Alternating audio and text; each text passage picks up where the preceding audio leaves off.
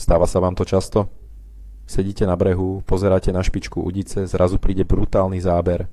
Zaseknete z celej sily a cítite len prázdnotu. Žiadna ryba na druhom konci vlásca.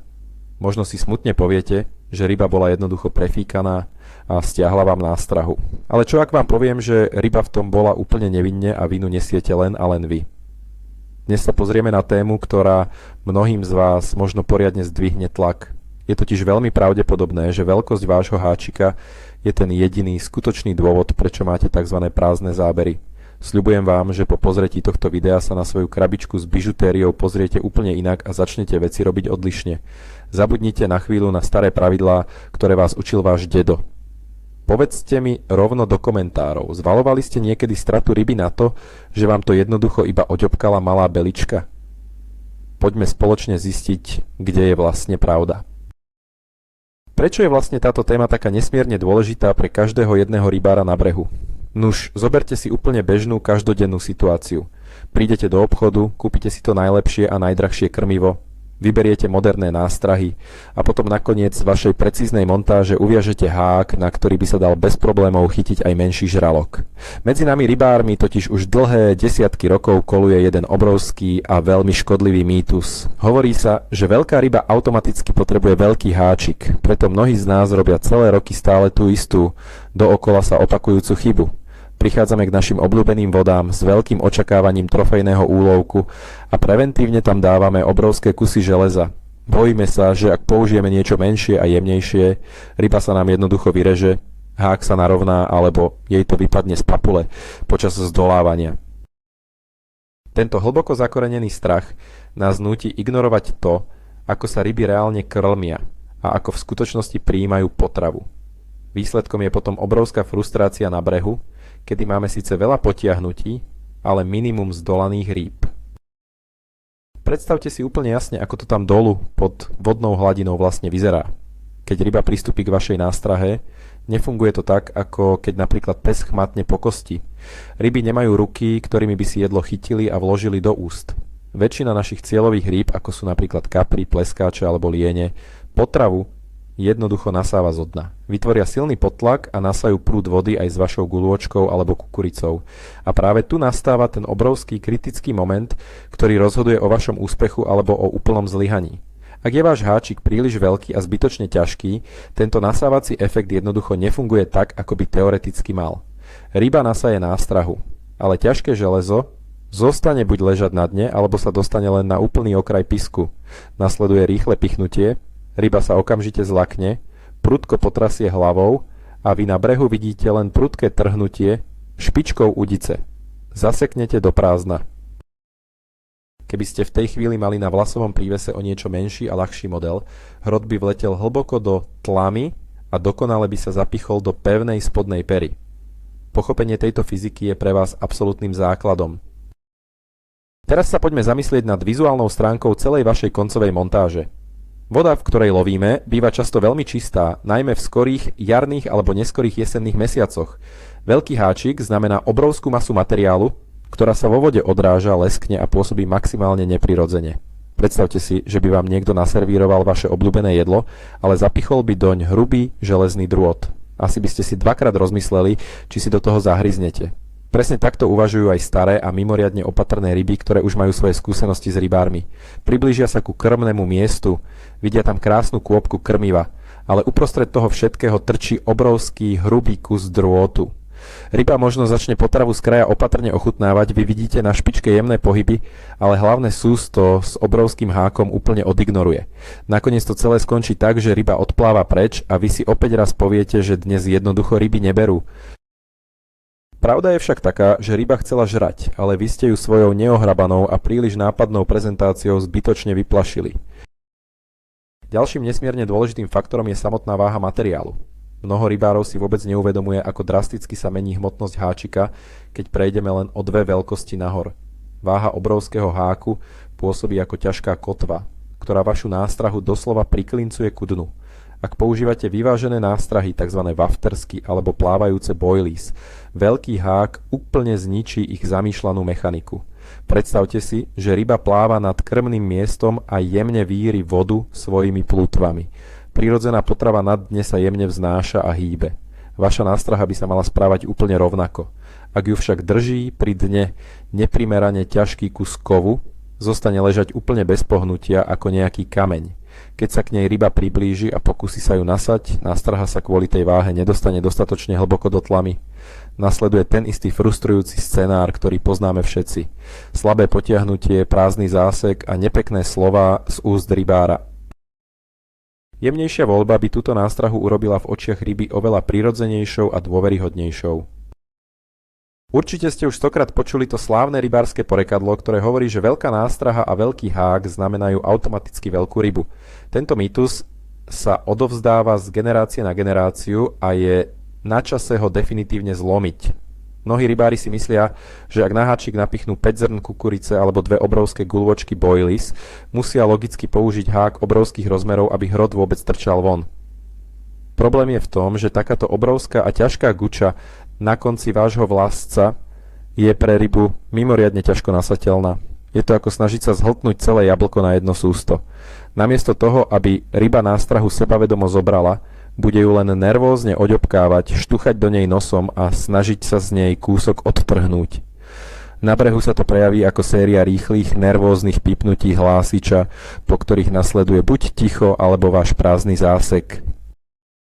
Ak by ste použili menšiu nástrahu a primerane malý hák, napríklad na modernom vlasovom prívese, ryba by sústo zobrala okamžite a bez akéhokoľvek najmenšieho podozrenia. Predstavte si túto úplne bežnú situáciu, ktorú zažil už asi každý z nás. Je skoré ráno, nad vodou sa vznáša jemná hmla a vládne dokonalé, priam magické ticho. Sedíte vo svojom pohodlnom kresle, srkate teplú kávu a úprene sledujete špičky svojich prútov. Všetko vyzerá úplne ideálne. Zrazu sa ozve ten najkrajší zvuk na svete.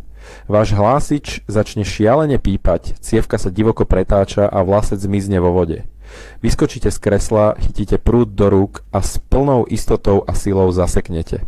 A v tom momente príde ten najhorší pocit zo všetkých. Necítite vôbec žiadny odpor.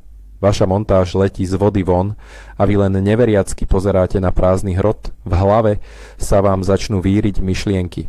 Zasekol som príliš skoro? Alebo naopak, trvalo mi to príliš dlho? Pravda je často taká, že ryba nástrahu síce nasala, ale obrovský hák sa nedokázal správne otočiť. Ryba zacítila neprirodzenú váhu, pichnutie hrubého drôtu a v zlomku sekundy všetko vyfúkla von. Vy ste zasekli presne v momente, keď už bolo dávno po všetkom. Jedna vec je samotná dĺžka a šírka háčika, ale nesmieme zabúdať ani na hrúbku drôtu, z ktorého je vyrobený. Hrubý drôt je často prezentovaný ako záruka toho, že hák vydrží extrémny ťah a nikdy sa nenarovná. To znie síce teoreticky skvele, ale má to jeden obrovský háčik z hľadiska samotnej fyziky prieniku.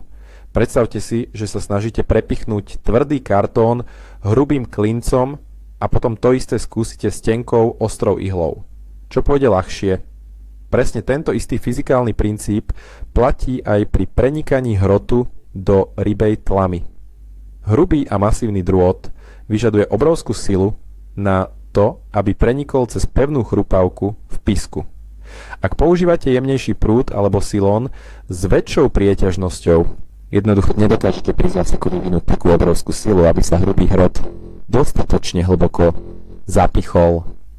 Ryba zostane visieť len za tenký okraj kože a počas zdolávania pri prvom prudkom výpade sa hák jednoducho vyreže.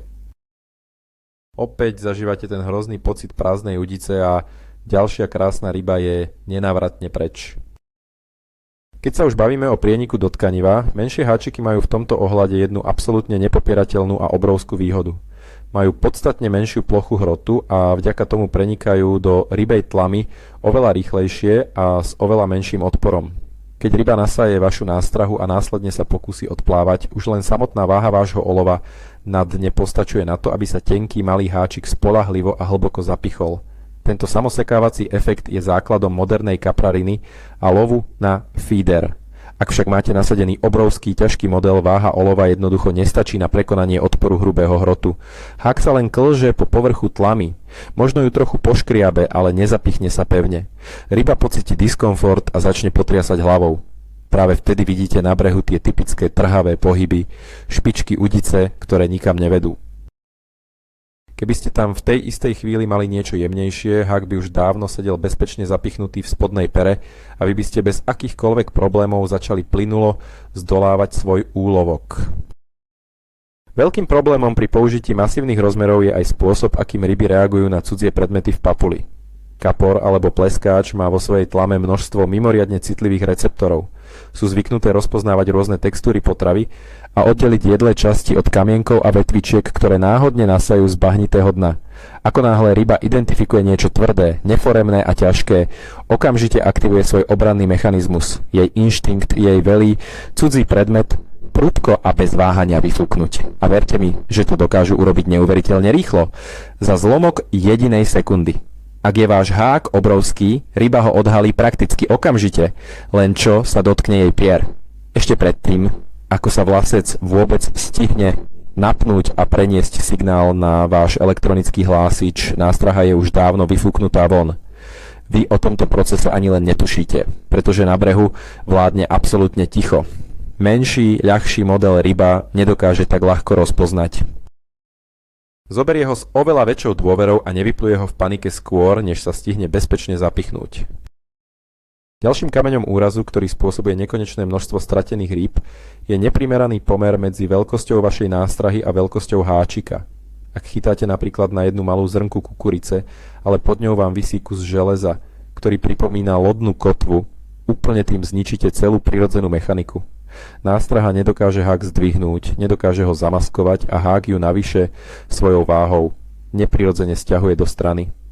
Ryba tento nepomer vizuálne a zmyslovo okamžite vyhodnotí ako nebezpečenstvo. Naopak, ak zvolíte menší model, nástraha ho dokáže krásne prekryť. Celá táto zostava pôsobí vo vode harmonicky a prirodzene. Keď ryba nasaje kukuricu, ani len netuší, že sa pod ňou skrýva nejaká nástraha s háčikom. Všetko sa dostane do tlamy ako jeden celok a zapichnutie je následne dokonalé a hlboké.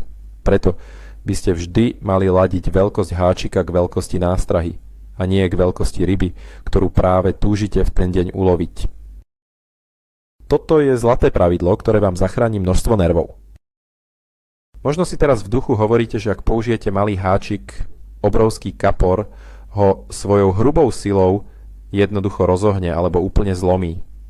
Tento strach je úplne pochopiteľný, ale v dnešnej dobe moderných technológií už absolútne neopodstatnený. Dnešné modely sú vyrábané z mimoriadne kvalitných uhlíkových ocelí a sú kované do tvarov, ktoré rozkladajú tlak počas zdolávania rovnomerne na celý oblúčik. Aj ten najmenší model, ak je správne skonštruovaný a kovaný, dokáže bez akýchkoľvek problémov udržať obrovskú hmotnosť zdolávanej ryby. Problém s rozohýbaním nastáva väčšinou vtedy, keď sa hák nezapichne dostatočne hlboko a drží len za samotnú špičku hrotu. Vtedy vzniká obrovská páka a materiál povolí. A paradoxne, ako sme si už pred chvíľou vysvetlili, práve obrovské a hrubé háky majú najväčší problém s tým, aby vôbec prenikli hlboko. Ak sa menší model správne zabodne až po samotný ohyb do tvrdej chrupavky, riziko jeho rozohýbania je naozaj úplne minimálne a vy môžete zdolávať rybu v úplnom pokoji. Spomeňte si na situáciu, keď vedľa vás sedí iný rybár. Príde za vami na kus reči, je zúfalý a sťažuje sa, že už 2 dní nemal poriadny záber, len mu to sem tam nejaká ryba potiahne a pustí. Keď vám ukáže svoju montáž, zistíte, že na konci nadväzca mu visí obrovský hák, na ktorý by bez hanby napichol obrovskú rybu niekde na mori. Vysvetľuje vám, že v tejto vode plávajú obrovské kapry a on nechce riskovať stratu životnej ryby. Vy sa len potichu usmejete, pretože viete, že práve pre tento neprimeraný kúsok železa tú životnú rybu nikdy ani nezasekne. Jeho montáž je nápadná, neohrabane ťažká a ryby ju po prvom dotyku okamžite s odporom vyfúknú. Ak mu vtedy dobre poradíte, aby skúsil zmenšiť svoj hák o 2 alebo aj 3 veľkosti, zrazu sa začnú diať doslova zázraky. Opatrné, nedokončené poťahovania sa zrazu zmenia na plynulé jazdy a jeho frustrácia sa v priebehu jedného dňa zmení na obrovskú radosť z krásnych úlovkov na brehu.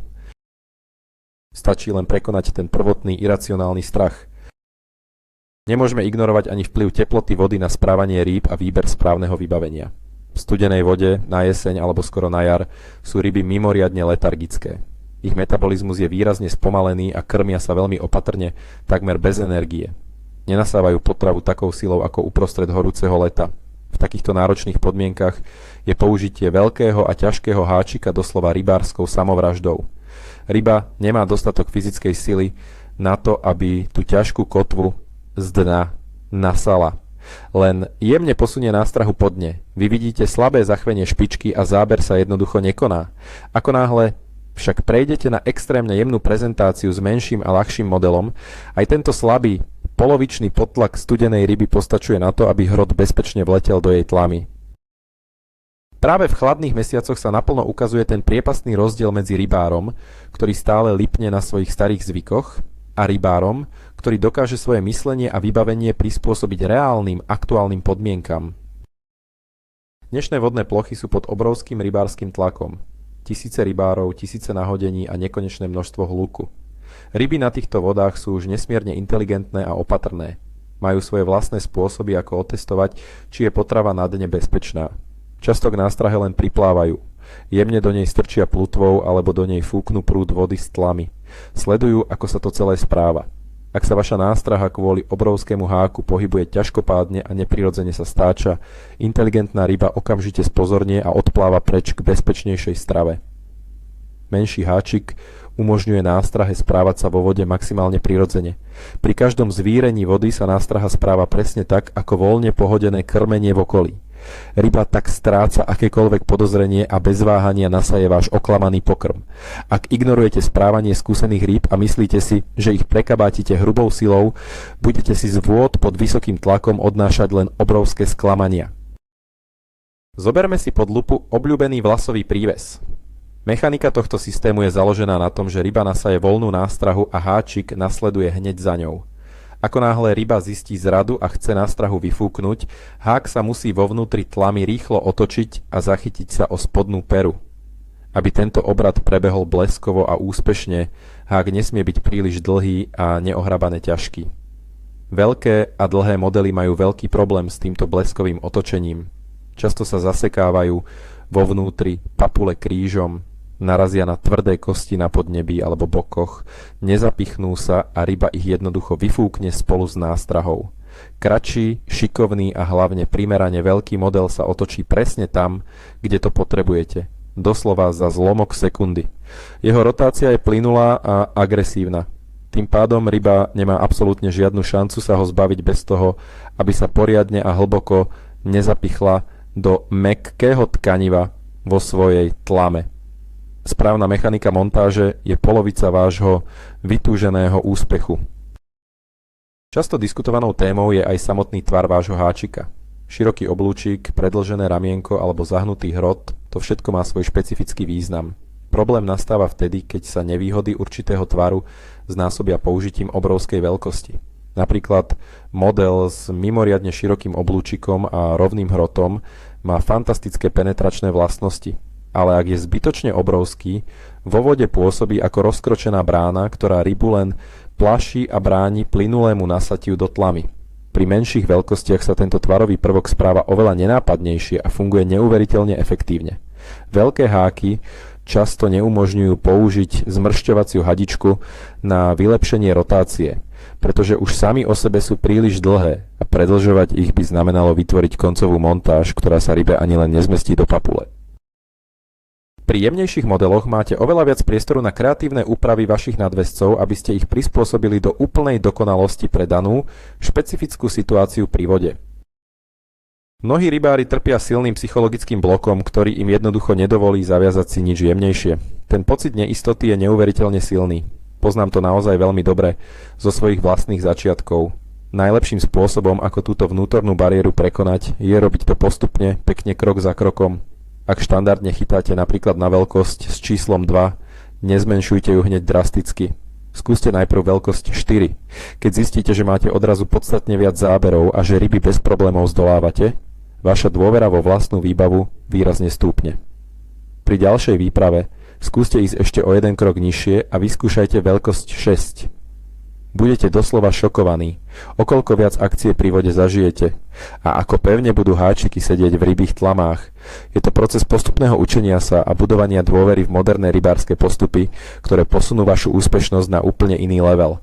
Prestaňte veriť teóriám od stola a začnite testovať priamo na brehu. Mám pre vás jeden vynikajúci praktický test, ktorý si môžete urobiť priamo vy sami.